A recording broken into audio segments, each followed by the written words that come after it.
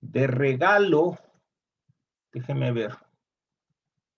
A las personas, hoy solo, las personas que me hicieron su tarea, que están ahorita presentes nada más. ¿Nos va a dar indulgencias, padre? No, Elsa Nieves, usted, mi hermano. Entonces, tienen de 2 a 3 minutos para compartir con nosotros la pregunta esta era la tarea, los demás no la hicieron. ¿Qué simbología te presenta la última cena? A ver, Elsa, usted va a ser la primera. ¿Dónde está Elsa? Dame un minutito que estoy desconectando los headphones. Ya breve. Bueno, yo veo que hay un poquitito de, como que no queremos hacer las tareas. Nos acostumbramos a la vacation, tal vez. ¿Cuál vacation? Nada, aquí no hay vacaciones. A ver, Elsa, ya. Tiene 2 minutos, a los 2 minutos le voy a cortar, así es que nada más es en breve lo que usted entendió que qué simbología te presenta la última cena. Dame contestar y ya mismo tomo conectar. Es que me están bregando con la computadora. Ok, la simbología que yo puse fue el pan y el vino en la última cena. Esa es la simbología para usted. Ajá. Bueno. Que el Señor se quiso quedar con nosotros en ese pan y en ese vino. El cuerpo y la sangre de Cristo. Está bien. Bueno. ¿Algo más? No, bueno, a ver, don Nelson Zamora, aquí tengo también. A ver, ¿qué simbología te presenta la última cena? ¿Dónde está? No lo veo aquí. Fue algo que Jesús instituyó para que nosotros pudiéramos recordar todo lo que Él nos está dando y todas las santificaciones que Él nos da todos los días. Y la promesa que hicimos cuando nos bautizaron. Entonces, es una institución que Él creó. Y fue un mandato para todos nosotros, para que formara parte de la esencia y la declaración de nuestra fe espiritual. Bueno, eso es lo que yo creo, pues. No, está bien, como les digo, no hay una respuesta incorrecta, era una reflexión personal. A ver. Ahora, la cena, según leí, era una tradición de los judíos. O sea, no es que él llamó la cena así nomás porque es que lo iban a matar. No, ¿verdad? Sí, así es. No, esa era la cena de Pascua, eso era lo que celebraban, lo que yo les dije la vez pasada, ¿verdad? Que celebraban en la liberación del pueblo de Israel, del paso del Mar Rojo con esa cena. Pero la pregunta era esa. No, está bien la respuesta, muy bien, gracias. A ver, Mirna, Samur, las que... Bueno, lo que yo puedo entender de la última cena es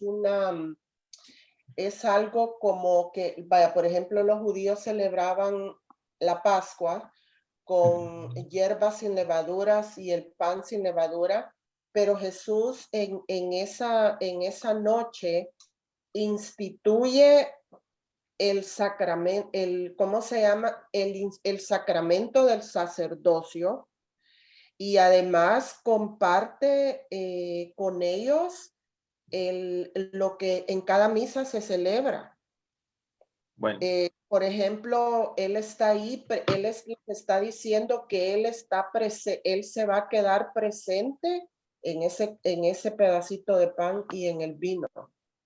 Bueno, muchas gracias. A ver, ¿quién más tengo aquí? A Ana Velasco. A ver, Anita, ¿está aquí todavía? Sí, buenas tardes, padre, ¿cómo A están? ver, muy buenas tardes, mija. A ver, compártanos que lo que usted me envió, ¿verdad? Tiene 2 minutos. Sí, ¿Qué simbología le representa la última cena? no, para mí la última cena representa pues lo todo, como para mí como cristiana católica es algo que para mí me dice que es para no dejarnos Jesús solos, para darnos esa fortaleza de recibirlo a Él mismo en ese pedacito de pan y en el vino, que, que nos lo dejó para ir a buscarlo, encontrarlo como nuestro compañero, nuestro alimento, nuestra Ajá. fuerza, lo más sublime para nosotros que estamos aquí con que no nos quedáramos huérfanos, nos dejó ese simbolismo de su presencia esencial, Ujú. que está todo presente Símbolo. en ese pan y en ese vino. Para mí eso es lo que significa. Bueno, No, a ver, no. Susanita. Creo que va un poco más allá de un símbolo, es realmente No, la presencia real. pero ya tuviste tu tiempo. Ahorita vamos con Susana Gómez, mija. Oh, Después oh, vamos a compartir. Lo que pasa es que si no nos vamos a llevar mucho tiempo. ok. A ver, Susana. ¿No pago? ¿Dónde está Susana? Sí, aquí estoy, buenas, ahí voy. A ver, Ya, no, sí, no me... sí, dígame, ¿qué es lo que Sí. representa para usted la última cena? El ir a la Santa Misa, a la invitación que me hace Jesús en la fracción del pan, Ujú. que me dice, este es mi cuerpo, y ahí estoy yo como uno de sus apóstoles, es como la simbología que nosotros, su pueblo, nos reúne, ¿verdad? Sí. Es para mí, y pues, me dice, este es mi cuerpo, es todo, es cuando nuestro sacerdote hace la consagración y estamos todos reunidos alrededor de su altar. Es Ujú. para mí y pues nos invita a participar a la Santa Eucaristía. Gracias. Muchas gracias. Yo creo que, a ver, nada más, Susana, Nelson, Mirna. Ajá, Mirna, ¿qué era lo que decías de... No, que perdón, que tal vez yo escuché mal, pero alguien decía ahí que era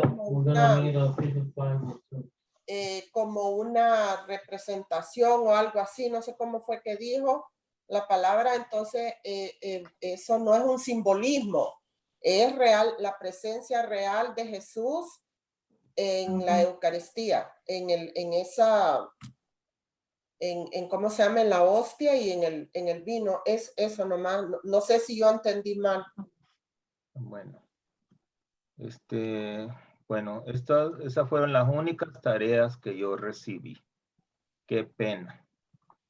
Pero bueno, Yo le escribí algo, pero no se lo envié. ahí entonces, Yo, usted, para mí, yo mire, puse, ya está como los alumnos que dicen, sí, hice la tarea, pero mire, se me olvidó en la casa, fíjese. A ver, yo puse que es la institución de la Eucaristía, como la tenemos hoy en la Santa Misa, y ese dar gracias y compartir el cuerpo y la sangre de Cristo como hermanos en la fe. Y por ello, entonces, como mencionaron alguien ahorita también, pues se cumple de que Dios a través de la Eucaristía, en el cuerpo y la sangre, pues estaría siempre con nosotros. sí, bueno, muy bien, gracias. Miren, una reflexión personal es algo más espiritual que otra cosa. Cuando se hace una reflexión personal, no es repetir lo que está escrito en algún libro o qué es lo que enseña la iglesia, ni nada por el estilo. O sea, la reflexión personal es compartir, en este caso, ¿verdad? ¿Qué representa, qué símbolo es para ti la última cena, ¿verdad? Del Señor. Entonces, es algo, ¿verdad? Más de lo que nosotros conocemos en los libros, ¿verdad? Si ustedes están hablando con alguien que no tenga mucha fe, digamos, y le repiten lo que dice el catecismo y todo eso, pues no se logra mucho, me explico, ¿verdad? La importancia es para ti espiritualmente, ¿qué representa a ti la última cena? ¿Por qué? Porque por dos razones era la pregunta. Una, porque si solo estamos aquí, y no se me enojen, no estoy regañando como me dicen. Si solo venimos y después no entramos un poquitito en el misterio de analizar lo que hemos visto, honestamente es tiempo perdido, ¿verdad? Entonces las tareas, la intención es que ustedes tomen un tiempo aparte de los pequeños capítulos que hemos visto para que no solo hayan aprendido la parte teológica, sino que la parte espiritual. Porque la parte teológica sin lo espiritual, pues no ayuda mucho. De nada sirve saber los libros y si no los puedo vivir. Eso es, digamos, la intención de todo eso. Así es que yo los animo, por favor, cuando les deje una tarea, tómense su tiempo, ¿verdad? ¿Qué es lo que representa la última cena? Para que cuando vayan a la misa otra vez, ya les sientan un poquitito de diferencia. Buenas tardes, padre. ¿Quién habla? Es Carmen, padre. Buenas tardes. A ver, Carmen, ¿qué pasó? Buenas tardes. Yo nomás le quisiera decir lo que representa para mí la cena. Es en poquitas palabras. Me representa el amor incondicional, el amor infinito de Jesús, de Dios para nosotros. Es el Cordero que fue inmolado por nosotros, ¿verdad? Para Sí. nuestra salvación. Sí. Eso es lo que yo veo en la cena. Es el amor, Sí, el amor entregado. Como les digo, no hay de respuestas erróneas, sino que cada quien hace pues su análisis espiritual. Sí, gracias. La Padre, semana dígame. ¿puedo decirle lo que sentí cuando leí? Que grande es el amor de Dios cuando hizo la consagración y que grande es todo, como por ejemplo, cómo no ha dejado de haber sacerdotes que sigan conmemorando para alimento de nosotros. Me siento así bien bendecida que haya sacerdotes que todavía hagan lo que se hizo en la última cena para nosotros, para alimento de nosotros. Está bien, muchas gracias, María. Quisiera agregar un poquito. La semana pasada, al final no me sentí un poco cómodo con la explicación de que estábamos hablando de las negaciones de Pedro. Lo voy a aclarar un poquito. Cuando el Señor le dice a Pedro, esta misma noche antes de que el gallo cante, me negarás 3 veces, ¿verdad? Los evangelistas, hay unos que lo ponen de una manera y otros evangelistas de otra manera. Por ejemplo, Marcos, aquí lo tengo, dice que antes que el gallo cante 2 veces, me negarás 3, ¿verdad? Entonces, y San Mateo no, le dice, esta misma noche antes que el gallo cante, me negarás 3 veces. El punto aquí, como les decía, es que no importa si cantó una vez o 2 veces, pero la simbología sí era importante con el número 3, ¿verdad? El 3, como les decía, representa la aseveración de algo, porque a Pedro le estaban preguntando, no, si yo te he visto con el Nazareno, ¿verdad? Y él dijo, no, yo les aseguro, no lo conozco. Entonces lo dijo 3 veces. Era como una afirmación, era como algo que él estaba dando más que su palabra, o sea que era algo muy importante, ¿verdad? Ahora, es algo no solo curioso, sino que todos los evangelistas traen las negaciones de Pedro, ¿verdad? En detalle. ¿Qué significa eso? Que fue un evento importante para ellos. Más que la muerte de Judas, ¿verdad? Las negaciones de Pedro para ellos sí tuvo un valor, no sé si positivo o algo que los desanimara, porque Jesús había depositado toda la confianza en Pedro. Desde antes ya le había dicho que en él iba a construir la iglesia. Y Pedro ya se venía poniendo como el líder de la iglesia, ¿verdad? Bueno, aquí está Evelyn, que es otra de las que me envió su tarea, ¿verdad? A ver, les dije al principio que en 2 minutos me compartan la simbología de la última cena, lo que usted me mandó, mija. ¿Qué nos puede decir? Bueno, buenas tardes, buenas Buenas noches. tardes. Yo cuando leo el pasaje de la última cena, realmente tengo como muy claro que lo que Jesús quería en ese momento era dejarnos institucionalizada la Eucaristía. Yo derramé su sangre por ustedes, por amor, por el perdón de sus pecados. Sin embargo, yo también le escribí al Padre y le decía, yo creo que dentro de todo el contexto que hay en la última cena, Jesús también quiso mostrar al mundo a través de sus apóstoles la debilidad humana que tenemos.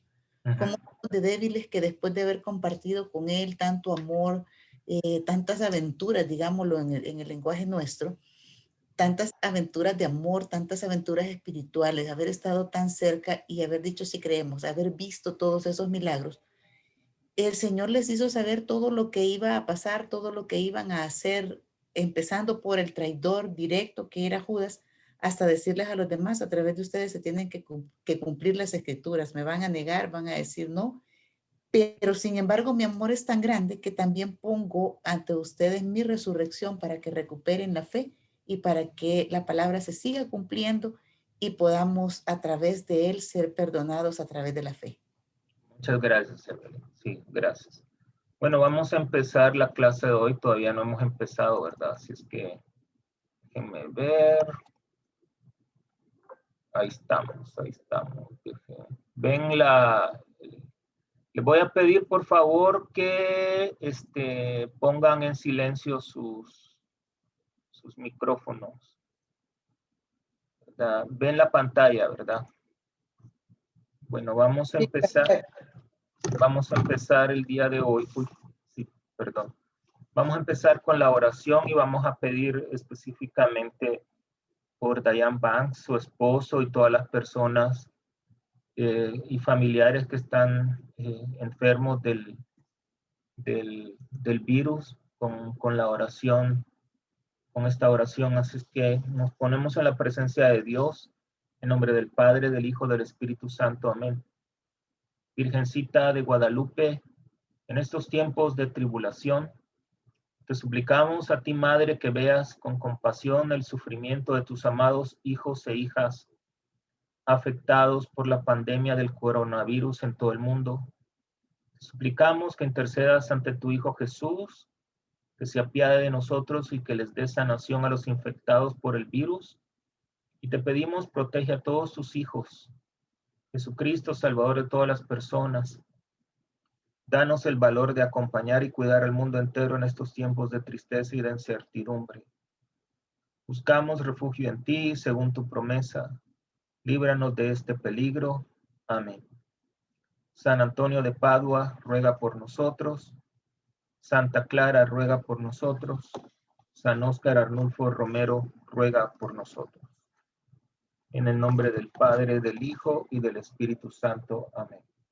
Este día vamos a ver una parte pequeña nuevamente del capítulo 26 estaba viendo que mejor ver secciones cortas para poder asimilar un poquitito más lo que estamos viendo de San Mateo. Y sobre todo, pues, que son los capítulos que estamos cerca ya de vivirlos con la Cuaresma, ¿verdad? Este es el huerto de Getsemaní, ¿verdad? El año antepasado que estuve con el grupo allá en Jerusalén, ¿verdad? Para que vean, ¿verdad? Saben, Jesús estaba consciente sobre lo que debía hacer en las próximas horas según el plan divino. Él debía entregarse a sí mismo para morir en la cruz, con el fin de salvar a la humanidad. Esa era la intención. Pero en ese momento aún podía dar un paso atrás, ¿saben? O sea que Cristo podía decir no. Por eso Jesús estaba en angustia ante esta gran tentación y por eso le pidió oración a sus discípulos, ¿verdad? Esta es la única ocasión en los evangelios cuando Jesús se queja, digamos, de su angustia. Eso está en el versículo 38. Es en Getsemaní que más vemos a Jesús en su humanidad. Vemos a un hombre que necesita la compañía y el consuelo de otros hombres. A un hombre que sufre terriblemente ante la perspectiva de lo que le espera. A un hombre que preferiría no sufrir si hubiera otra manera de llevar a cabo lo que tiene que hacer. En Hebreos 4:16 dice que Jesús fue tentado en todo según nuestra semejanza. Fíjense bien. Y no se trata de una exageración. Y Hebreos 2:18 dice, pero en cuanto él mismo padeció siendo tentado, es poderoso para socorrer a los que somos tentados. O sea que Jesús experimentó, yo diría, nuestra humanidad también. Por eso Dios se hizo hombre. Primero las tentaciones en el desierto. A veces también sus reacciones que perdió un poco el carácter. Por ejemplo, cuando saca a los mercaderes del templo, que su carácter pues se alteró. También en Getsemaní, imagínense quién no estuviera temblando del temor de la manera que va a morir. Sin embargo, Jesús dice, Padre, si es posible que esta copa se aleje de mí, pero no se haga lo que yo quiero, sino lo que quieres tú. Sabe que eso lo dijo 3 veces, ¿verdad? ¿Y qué significa eso nuevamente? Que él estaba, aparte de que estaba luchando con su humanidad, le dejó todo a Dios, ¿verdad? Le dejó todo, hágase tu voluntad. Ahora yo quisiera leer una parte del catecismo, el catecismo de la Iglesia Católica, el número 612. Si lo tienen ahí, pues me pueden seguir y si no, pues lo revisan después. El catecismo dice, el cáliz de la nueva alianza que Jesús anticipó en la cena al ofrecerse a sí mismo, lo acepta a continuación de manos del Padre en su agonía de Getsemaní, haciéndose obediente hasta la muerte. Jesús ora, Padre mío, si es posible que pase de mí este cáliz. Expresa así el horror que representa la muerte para su naturaleza humana. Esta, en efecto, como la nuestra, está destinada a la vida eterna. Además, a diferencia de la nuestra, está perfectamente exenta de pecado. ¿Qué quiere decir esta parte del catecismo? Quiere decir que obviamente la muerte a todos nos puede causar temor. Alguien que diga que estoy preparado para la muerte y que no tiene temor es mentira. Así, sin temor a dudar, es mentira. Y es normal que hasta el mismo Cristo experimentó pues ese temor, pero todos sabemos que la muerte es temporal y sigue el catecismo. Pero sobre todo está asumida por la persona divina del príncipe de la vida, del que vive.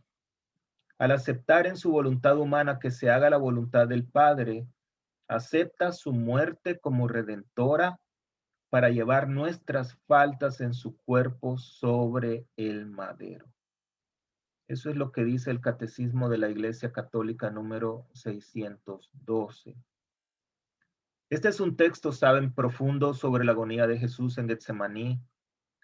Conviene, yo les sugiero que lo contextualicemos y que recordemos que cuando los evangelios sinópticos describen las tentaciones de Jesús en el desierto, vemos cómo Jesús va venciendo una tras otra las 3 tentaciones que Satanás le propone en el desierto. Y ahí tienen la última parte, miren, que quiero que vean. Lucas 4:13 dice,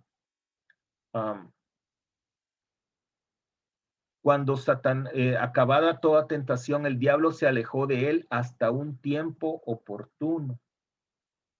Fíjense bien, eso es de meditar muy profundo. Acabada toda tentación, el diablo se alejó de él hasta un tiempo oportuno.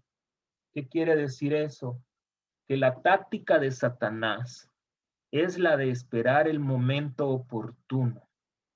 Él sabe en el momento que nos puede tentar y que podemos caer. Pero ¿qué aprendemos con esta parte? Esto es muy importante. ¿Qué aprendemos? Aprendemos que como Jesús podemos vencer la tentación. La tentación, como ya lo hemos compartido, no es pecado, ¿verdad? Si alguien le pide al Señor, Señor, no quiero esta tentación, pues está mal, ¿verdad? Entonces es de ver cómo lidiar con la tentación, o sea, cómo evitar las ocasiones de pecado. Eso es lo importante. Y debemos de conocer de alguna manera al diablo, que va a actuar en el momento oportuno. No siempre actúa. El diablo sabe en qué momento nos va a tentar y vamos a caer. Pero si nosotros vivimos en intimidad y en unidad con Dios y nuestra Santísima Madre, difícilmente el demonio va a poder hacer algo así. Ahora, hablemos de algo importante de la oración en Getsemaní. Miren, tal vez sea tipología, tal vez sean comparaciones. Por ejemplo, al aceptar en su voluntad humana que se hiciese la voluntad del Padre, Cristo nos ha redimido con una voluntad humana. Fíjese bien qué interesante, ¿verdad? Repito, al aceptar en su voluntad humana que se hiciese la voluntad del Padre, Cristo nos ha redimido con una voluntad humana. ¿Qué significa eso? Que Cristo se dejó, hizo la voluntad de Dios porque sabía que por medio de su muerte nos iba a redimir, ¿verdad? Entonces, en ese momento era humano. Entonces, esa voluntad humana que Jesús le dice, yo no lo quiero, pero si es tu voluntad, pues que se haga tu voluntad, Señor, Padre. La voluntad humana de Cristo nos ha redimido a nosotros. Imagínense, no es que sea una voluntad divina, porque si hubiera sido Dios en ese momento, Cristo también hubiera dicho, bueno, que vengan los ángeles y me ayuden, pero no lo hizo. Hay otra parte importante que podemos ver como una tipología, si ustedes quieren ver, o como una comparación. María dice, he aquí la esclava del Señor, hágase en mí según tu palabra. La gracia del hágase de Jesucristo hizo posible el hágase de María. ¿Qué significa esto? Si Cristo no hubiera dicho esto en Getsemaní, María no hubiese podido decir previamente aquello por la gracia de Cristo lo dijo. Aunque todavía estuviese llegando a su seno, la gracia del hágase de Jesucristo hizo posible el hágase de María. Aunque pareciera que no es así, ¿verdad? pero por iluminación de Dios, María dijo, hágase en mí según tu palabra. Entonces, ese hágase, ¿verdad? Viene dado a María como iluminación de Dios porque era el Hijo, el Redentor, el que tenía en su vientre. Yo no sé si me explico, ¿verdad? Ese hágase representa el hágase de Jesucristo también, porque hablar de María es hablar de Jesús, era esa unión en ese momento. Cada vez que nosotros decimos en nuestra vida con nuestra voluntad humana, lo acepto. Señor, acepto mi enfermedad, acepto mi postración, acepto este fracaso, acepto vivir en paz. Donde tú me has plantado es gracias a lo que Cristo asumió en Getsemaní. Eso es lo que estoy tratando de decir. Eso es lo que nos está redimiendo y hacen posible nuestras aceptaciones. Y hay otro aspecto que no es casual, ¿verdad? En Getsemaní, porque Jesús se lleva a Pedro, Santiago y Juan, que son los testigos de la transfiguración, que es la manifestación de la gloria, la transfiguración, fue el evangelio del domingo pasado, ¿verdad? Es la manifestación de la gloria de la divinidad. Es la pasión que es el camino de la gloria. El Señor está educando a Pedro, Santiago y Juan, que serán las columnas de la iglesia, entre la consolación y la desolación. Consolación en el aspecto que como que les enseña un pedacito de cielo. Porque cuando Jesús se transforma, dice la escritura que se volvió sus ropas radiantes y apareció Elías y Moisés y todo aquel lugar era precioso. ¿Qué significa eso? Que era el cielo.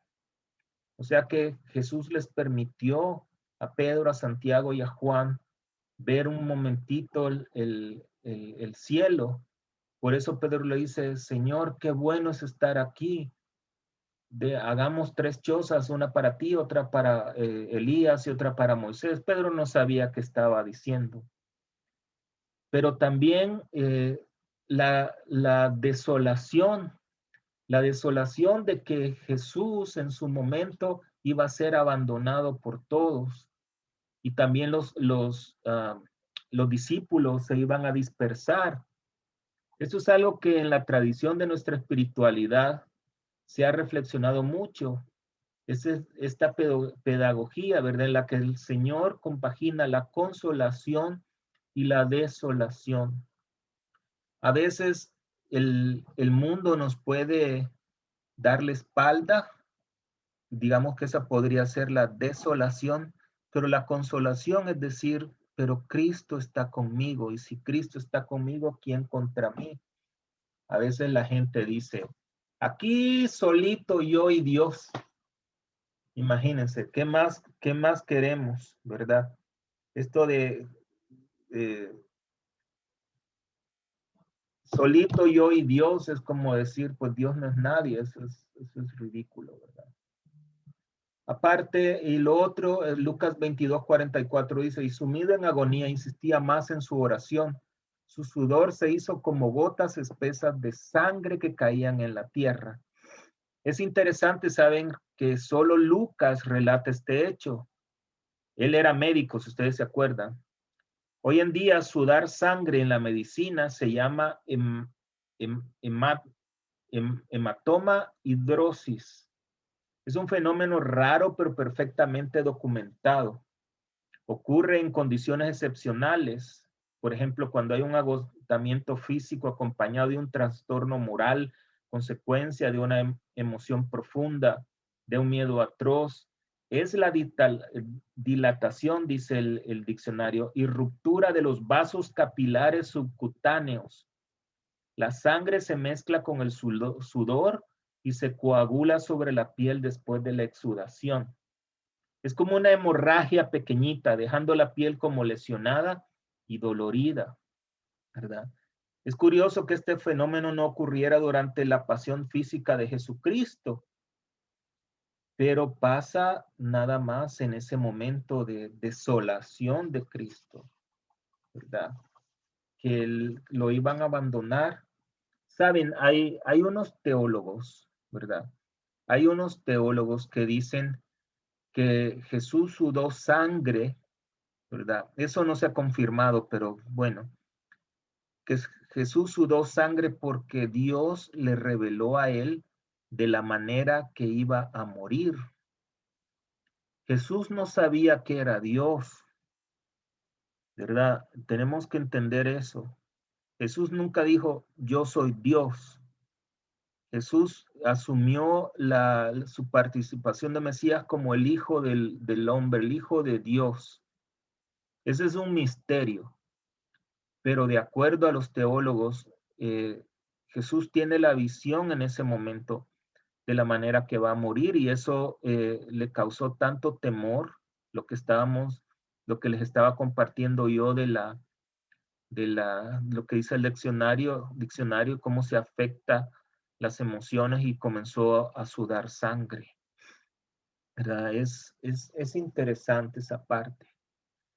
Y otra cosa que podemos analizar en la oración de Jesús en el huerto es que él oró 3 veces. Nuevamente, ¿verdad? Fue 3 veces. Primero oró la primera vez, después fue donde los discípulos y les dijo, no sean, están dormidos, no han podido orar 1 hora, y volvió a orar. Y después volvió y los encontró dormidos y regresó a orar. Entonces, el 3 es llamado número divino por ser mencionado con frecuencia en relación con las cosas santas. El espíritu, el agua y la sangre, así es como lo consideran los judíos, que son los testigos divinamente perfectos de la gracia de Dios en la tierra. Eso es lo que dice la primera carta de Juan. El número 3 que siempre vamos a ver en las Sagradas Escrituras o en la misa es el espíritu, el agua y la sangre, ¿verdad? Cordero de Dios que quitas el pecado del mundo, ten piedad de nosotros. Ahí se mezcla la sangre del Señor y también ustedes saben cuando el sacerdote está preparando el altar, mezcla la sangre el vino con agua, ¿verdad? Entonces, y luego se consagra. Entonces, por eso el 3 es considerado el número divino también. Bueno, bien bonito, ¿verdad? Por lo menos yo lo disfruté preparándolo. Ahora, el arresto a Jesús, que es la segunda, la otra parte del capítulo. Bueno, Cristo eligió, fíjense bien, dice el catecismo, no defenderse de aquellos que le iban a arrestar, aunque él podía haber llamado a sus ángeles para que lo protegieran. Dios permitió la traición injusta y la ejecución de su único hijo para llevar a cabo la redención del mundo. Todas las personas en la crucifixión, incluido Judas, juegan un papel importante en el plan del Padre para redimir al mundo, ¿verdad? Esta parte, lo que Jesús dice, cuando Judas va a vender al Señor, él hace la pregunta, ¿qué me queréis dar? Yo los entregaré. Espero que hayan leído esta parte del Evangelio, ¿verdad? Entonces, es ahí donde nosotros podemos tal vez pensar qué motivó a Judas a traicionar al Señor. Es una pregunta muy valedera, ¿verdad? Debemos de pensar qué había en su corazón, qué había en su mente para hacer algo tan terrible. Alguien que el Señor lo había llamado para ser un apóstol. Y saben, en esta parte de la traición, dice el Evangelio, ¿verdad? El traidor les había dado esta señal: al que yo dé un beso, ese es, arréstenlo. Se fue directamente a donde Jesús y le dijo, buenas noches, maestro, y le dio un beso. Jesús le dijo, amigo, haz lo que vienes a hacer. Entonces se acercaron a Jesús y lo arrestaron. Fíjense bien con esta palabra de amigo, es como que Jesús le estaba dando una última oportunidad a él en ese momento para que se arrepintiera. Porque si Judas no hubiera besado a Jesús, pues no lo arrestan a Jesús, ¿verdad? Porque la señal que él les había dicho es que al que yo bese, ese es, arréstenlo, ¿verdad? Pero volviendo al tema, ¿qué fue lo que motivó a Judas? Miren, hay varias posiciones, ¿verdad? Puede ser que él era de la ciudad de Queriot, una ciudad ubicada al sur de Judea. Esto haría a Judas el único judío entre los otros discípulos. Fíjense bien, estas son algunas posiciones de los teólogos. No es algo que enseñe la iglesia, son teorías, ¿verdad? Porque los discípulos en la mayoría eran galileos. Algunos se preguntan si acaso Judas representaba el liderazgo de los pescadores galileos entre los discípulos, ¿verdad? O sea que Judas de alguna manera también era un líder porque el Señor lo había escogido como el tesorero. También otra posición que dicen los teólogos es que posiblemente Judas se había desilusionado con el tipo de Mesías que Jesús reveló ser, deseando un Mesías más político y conquistador, alguien, un guerrero. Y eso no solo le pasó a Judas, sino que a todos los discípulos y a todos los judíos. Todos esperaban y lo siguen esperando un Mesías con un ejército y que se iba a acabar a todos los romanos. Ese era el Mesías que estaban esperando. Entonces, posiblemente Judas se desilusionó. Número 3, tal vez Judas observó el continuo conflicto que había entre Jesús y los líderes religiosos y dijo, bueno, si hay tanto problema entre ellos dos, yo lo que veo que aquí al final quien van a salir bien son los líderes religiosos. Entonces, ¿verdad? Judas decidió unirse al grupo de los líderes religiosos porque sabía de que de alguna manera iban a matar a Jesús y lo podían matar a él. Entonces dijo, bueno, aquí lo que me toca hacer mejor es ponerme del lado del enemigo. O sea, el enemigo se volvió un amigo para él. También Judas llegó a la conclusión de que Jesús simplemente no era el Mesías o un profeta. Incluso como Saulo de Tarso lo había creído. Saulo nunca pensó que, él no creía que Jesús era el Mesías, ni un profeta. Él creyó que era un revoltoso nada más. Entonces, de la misma manera, llegó a la conclusión Judas. Y algunos sugieren que Judas hizo esto por un motivo noble, que estaba impaciente porque Jesús se revelara como un Mesías poderoso y pensó que esto lo forzaría a hacerlo, fíjense. O sea que él pensó, bueno, si es el Mesías, entonces que se revele así como el gran Mesías. Entonces, si está entre la espada y la pared, va a ser algo grande, así como cuando estaba en la cruz, ¿se acuerdan?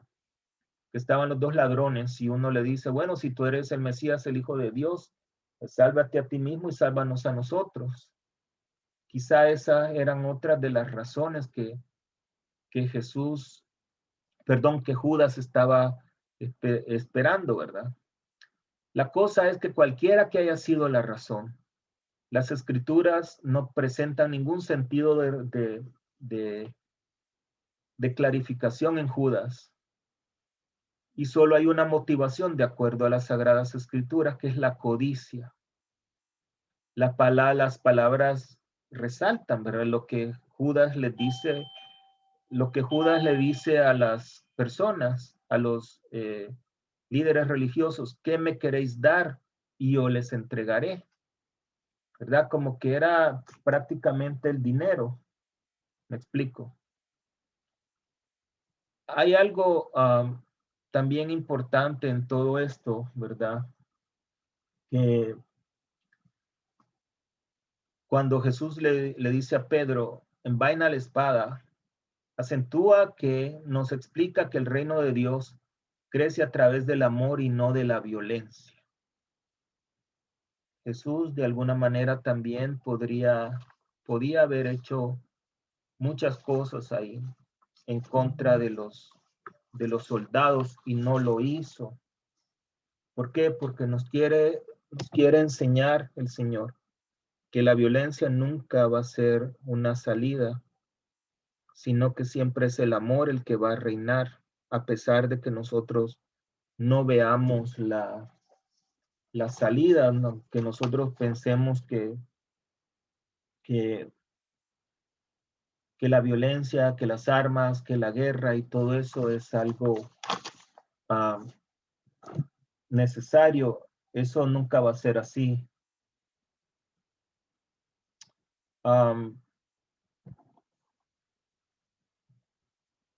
El beso de Judas. De acuerdo a la tradición de los judíos, únicamente un rey, deme un segundo por favor, que están tocando aquí la puerta.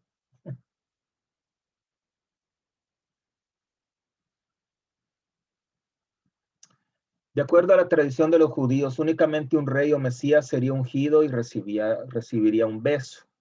Eso está en la primera carta de Samuel, versículo 10, capítulo 1. ¿Verdad? Nosotros, no sé si a ustedes les ha pasado por qué Judas traicionó a Jesús con un beso. ¿Por qué no lo señaló? Sino que simple y sencillamente era una simbología de que Jesús era un Mesías. Realmente en ese momento Judas lo reconocía y lo reconocía también los escribas y los fariseos. Sin embargo, ¿verdad? El corazón corrupto de Judas y el diablo que había entrado en él lo había cambiado. También ese beso de Judas, esa traición y ese beso a lo largo de los siglos se han transformado en el símbolo de todas las infidelidades, de todas las apostasías, de todos los engaños. Cristo, por tanto, afronta otra prueba, la de la traición que engendra abandono y aislamiento. No sé si ustedes han oído decir, bueno, me traicionó, o el beso de Judas, ¿verdad? Eso representa como una traición, como una infidelidad, se ve de una manera muy negativa. Y lo duro de todo esto, ¿verdad? Es que quien lo traicionó fue alguien de quien él depositó su confianza y su amistad. Eso es lo más triste, eso fue de lo más triste para el Señor. Para la próxima semana, ¿verdad? Vamos a terminar con el capítulo 26 de San Mateo. Pero también yo quisiera que meditaran la oración de Jesús por el nuevo pueblo santo. Ese es el capítulo de Evangelio de San Juan, capítulo 17. Y meditamos el Salmo 116. Entonces, si me pueden escribir y me lo mandan, por favor, algo corto de las dos. ¿Qué dice esta oración? ¿Qué es lo que representa para ustedes la oración de San Juan? Capítulo 17, todo el capítulo 17 y el Salmo 116. Déjenme ver. Bueno.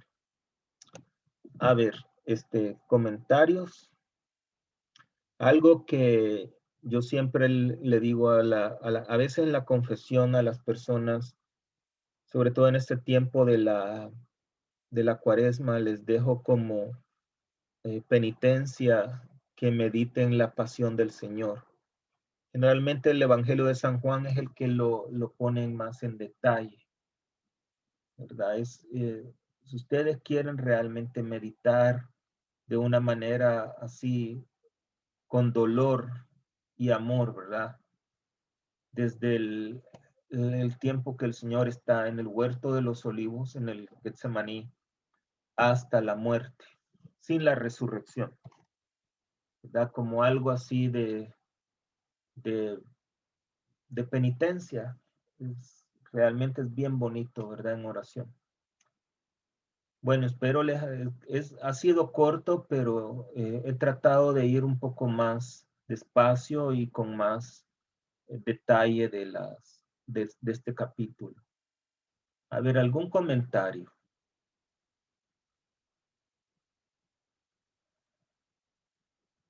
¿Nadie? ¿Estaban dormidos todos? No. Muy interesante todo, padre. Muchas gracias. ¿Podría compartirnos usted, padre, la simbología, digamos, oficial, o sea, de la última cena?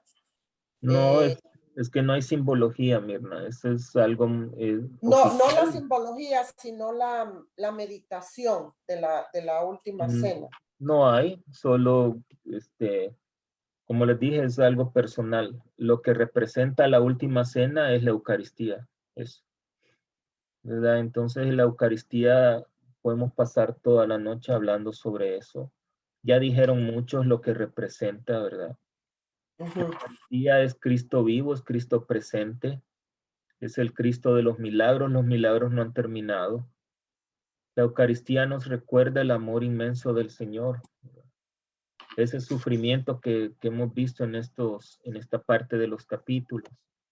El sufrimiento del Señor, todo lo que ha sido, lo que fue difícil para Él. ¿Verdad? Imagínense sudar sangre del miedo, del susto. Pues no es así nomás. Sí. ¿Alguien más que quiera compartir? Creo, padre, que estamos todos afortunados porque es de admirar la manera que usted se prepara para darnos Gracias. estas explicaciones. Es muy hermoso, es muy intenso y pues una bendición que para nosotros es muy grande de aprender esta gran enseñanza de un sacerdote. De verdad le agradecemos su tiempo que le dedica. Muchísimas Gracias, mija. No, la verdad que a mí me gusta mucho también, ¿verdad? Pero me sentiría mejor si hicieran la tarea. Prometo hacer la tarea, padre. Ah, bueno, pues, bueno. Padre, una pregunta más. En uno de los motivos que dio de Judas, ahí usted decía que él era el único judío. Eso es eso es lo que supuestamente dicen los teólogos. Los demás eran galileos, los demás eran de Galilea. No eran. ¿Cuál es la diferencia allí? Que no eran de Jerusalén, era de Galilea. Ah, Jerusalén. Ay, sí. Ahora sí. Que no. Por ejemplo, Saúl era romano también. Bueno, pero Saúl no fue apóstol. Perdón, sí, no fue apóstol. Que no fue de los 12, ¿verdad? Ok. Bueno, pues, si no hay nada más que hacer ni que decir, el Señor esté con todos ustedes. Y la bendición de Dios Padre Todopoderoso, Padre, Hijo y Espíritu Santo, descienda sobre cada uno y les acompañe siempre. Amén. Vayan en paz, glorificando a Dios con sus vidas. Demos gracias. Gracias, brother. Gracias. Amén. Buenas noches. Para todos. Buenas noches. Buenas noches a todos.